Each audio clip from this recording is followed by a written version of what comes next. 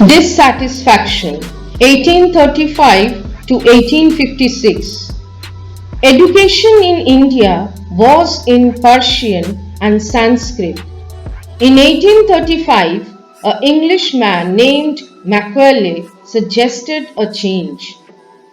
During this time, two languages, Persian and Sanskrit, were used to educate students.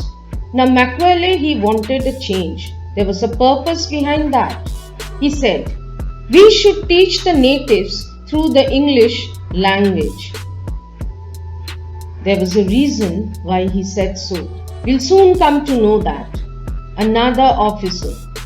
I agree. His purpose we'll come to know now. English education produced clerks to whom the British gave petty jobs under them. Incidentally, it also produced a new generation of intellectuals. So his purpose was to produce clerks, and that's why he wanted that education should be provided in English to the students for developing these clerks, and they would get minor jobs in the various companies existing at that time. But this also benefited the Indians. What happened? A number of intellectuals were produced. Now these intellectuals, they thought for the growth of the country. One of the learned man. We must educate our brothers. Now this learned man thought of educating each and every Indian. That is necessary for the growth of the country. Another learned man. And try to improve their material conditions. Now he wanted that education should be provided to them and their living standards should be improved. Third learned man. For that we must convey our grievances to the British Parliament. Now whatever they were lacking in, he wanted that should be informed to the British Parliament and that they should help the Indians to bring all such changes and educate the Indians. By 1856, the British had conquered the whole of India. They cared little about the needs of Indians. They were so selfish, they only thought about their profit and their power. They never looked into the pains and troubles of the Indians, a common man.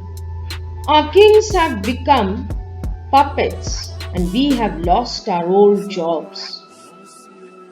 So all the kings, they have been overpowered by the British and they were all puppets. That is, they were working according to the instructions of the British. And in the meantime, what happened? These common people, they lost their jobs. Another common man. And lands, as they had to pay heavy taxes. And when they could not pay the money, their lands were taken away from them. Third common man. They are converting our brothers.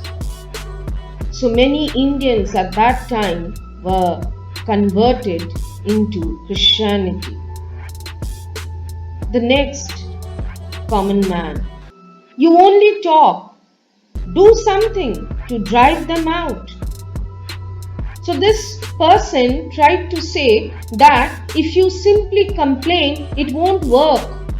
You all have to do something and get rid of the British from the country. The Sparks. Here 1855 to 1857. Sparks means intense feeling, the feeling of pain, and the feeling of patriotism. Taxes continued to ruin the peasants. In Bengal, the Santals, who had lost their land under new land rules, became desperate. In 1855, they rose in rebellion and massacred Europeans and their supporters alike. Santals were the tribes of Bengal who lived in and depended on forests. They became victims of corrupt money lending practices.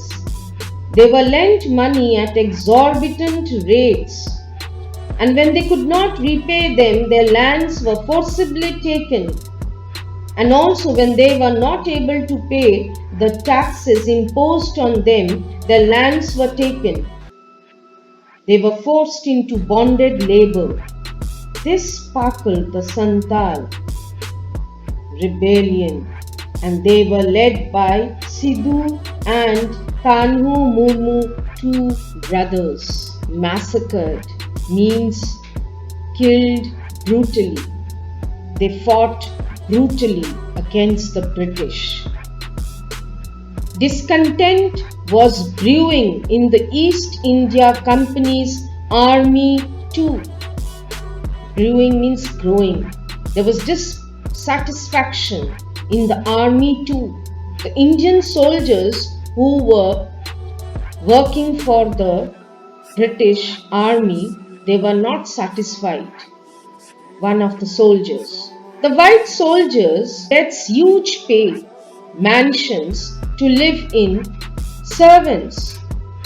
So he complained that these white soldiers, they got large sum of salary, mansions, that is a house to live in, and also servants. So many facilities they got. But the Indian soldiers, they got minor salaries, and apart from that, nothing else. The next soldier. While we get a pittance and slow promotions. So he complained that we get very less salary, and even our promotions are very slow. That is, hardly we get any promotion. The third soldier. The Angrez asks us to cross the sea, which is against our religion. Who is the Topiwala to abolish our age-old customs? Now he says that we have a custom. Now, why is it that the British would not respect their customs? Maybe the customs were practiced were not correct, but still the British had no right to interfere in the matter of their customs. So who are these people to abolish? That is, to remove their age-old customs.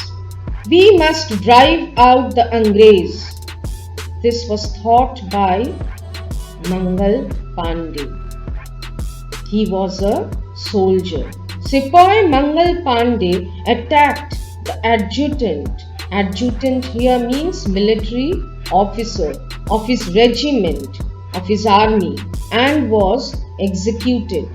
He was so angry that he killed the adjutant and he was executed. He was hanged. Thousands of other sepoys revolted. So many soldiers, they came forward to revolt against the British. They were stripped of their uniforms, humiliated and put in irons. The uniforms were taken away from them. They were tortured and they were put in jails.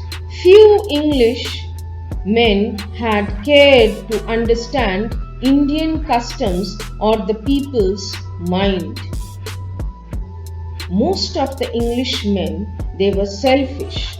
They only thought about their profits, their benefits and their power. So they were not bothered about the feelings of the Indians. One of the soldiers.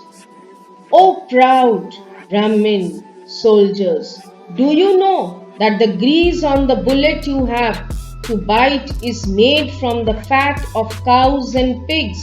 Now, according to the custom of the Hindus, they don't touch the flesh of cows or eat the flesh of cows, and the Muslims, they don't eat the flesh of pigs.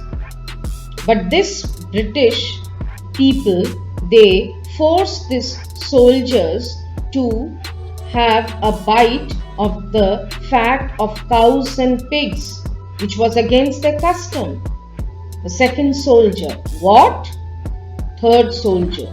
The white man has deceived us too.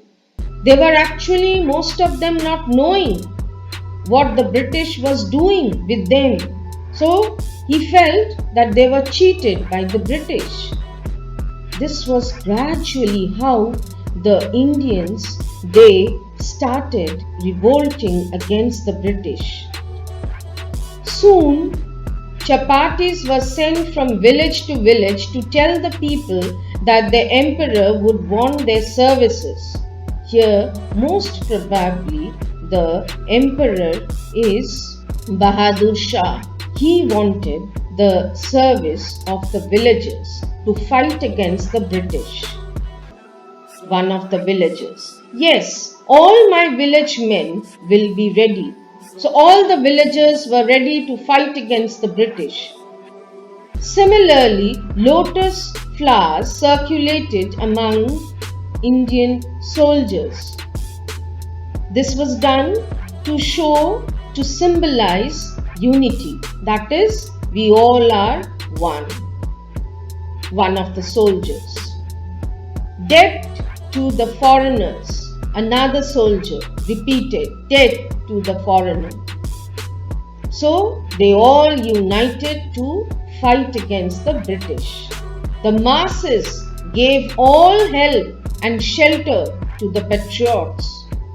Patriots are the people who love their country and who fight for their country and are even ready to lay down their lives for the country. So everyone around, all the Indians came forward to help such patriots. Number 8. Revolt, 1857. Then there was a violent outbreak at Meerut. So at Meerut there was a fight, a war against the British. The Sepoys marched to Delhi. Here Sepoys are the soldiers. They marched to Delhi. Some of the soldiers, they shouted, "Long live our Emperor Bahadur Shah." So Bahadur Shah, he fought bravely against the British, and that's why all the people, they encouraged him. The rebellion spread wider. More and more people came forward to fight against the British.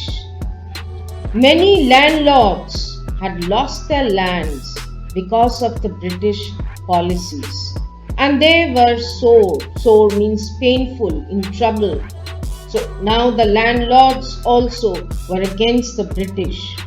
One of the landlords said, "The white man's rule must end." He was determined to drive out the British from the country.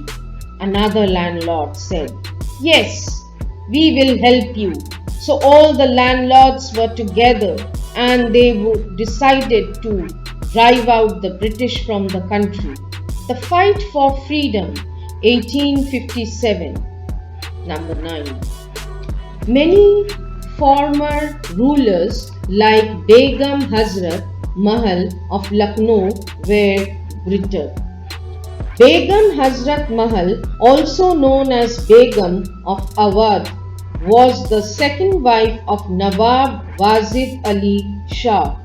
She was a very brave woman who organized an army of women and actively took part in the revolt of 1857.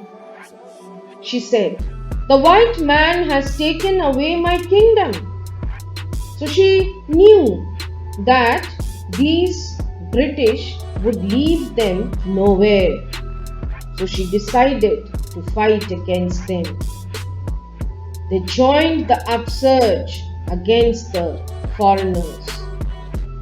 So they all took part in the revolt against the foreigners. Popular leaders like Maulvi Amdullah of Faizabad told the people, "Rise, brothers, rise. The Angrez is ruining our land."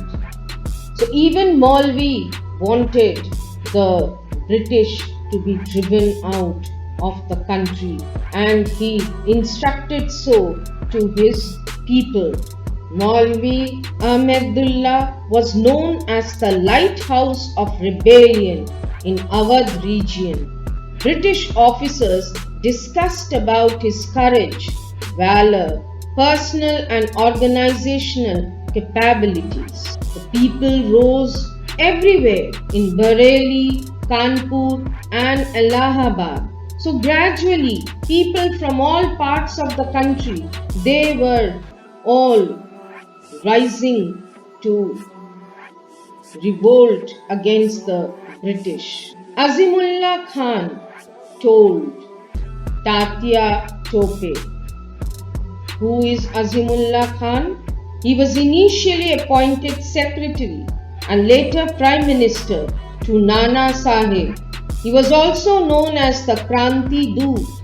He said to Tatia Tope, who is Tatia Tope? He was one of the most notable Indian freedom fighters and a general in the rebellion of 1857.